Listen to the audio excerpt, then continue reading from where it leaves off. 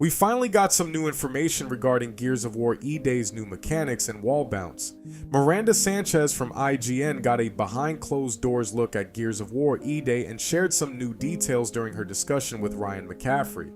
While there were a lot of interesting reveals, the biggest one for me was the news regarding wall bouncing. According to Miranda, wall bouncing won't be nearly as dominant in E-Day as it was in previous Gears games. Speaking of, this plays so different. Like, this is mechanically going to be quite a different Gears. I think they also noted specifically, it's like, our camera, instead of zooming in to do the roadie run, they pan out. Like, it's a lighter run. Instead, the Coalition is introducing new movement and combat options that will create a more balanced experience. And as someone who's been playing Gears of War for nearly 2 decades, I think this is exactly what the franchise needed. Too slow. Now, before some of the veteran players come after me in the comments, hear me out. Wall bouncing has been a huge part of Gears multiplayer for years. The best players mastered it and it became one of the defining mechanics of competitive play. But let's be honest, it also created a massive skill gap that made it difficult for newer players to jump in and actually enjoy the game. If you've ever introduced a friend to Gears multiplayer, you already know what happens. They load into a match excited to play, only to get absolutely destroyed by someone bouncing off every wall on the map at the speed of light.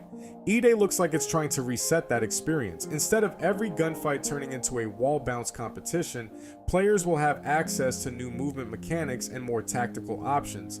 That means everyone will be learning the game from a fresh starting point instead of immediately getting outclassed by years of muscle memory.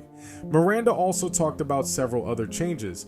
The classic roadie run camera has been replaced with a more traditional sprint camera that pulls back slightly.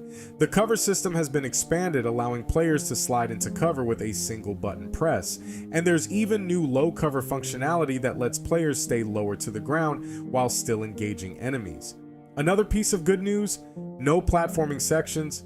Gears is staying focused on what it does best: brutal combat, intense firefights, and fighting for survival during the Locust invasion.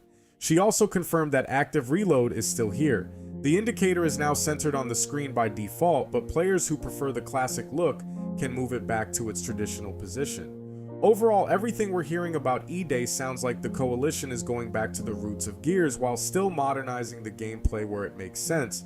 And honestly, if reducing the importance of wall bouncing helps bring new players into the franchise while still rewarding skill, that's a win for everyone. But what do you think? Is dialing back wall bouncing the right move for Gears of War, or should it remain a core part of the multiplayer experience?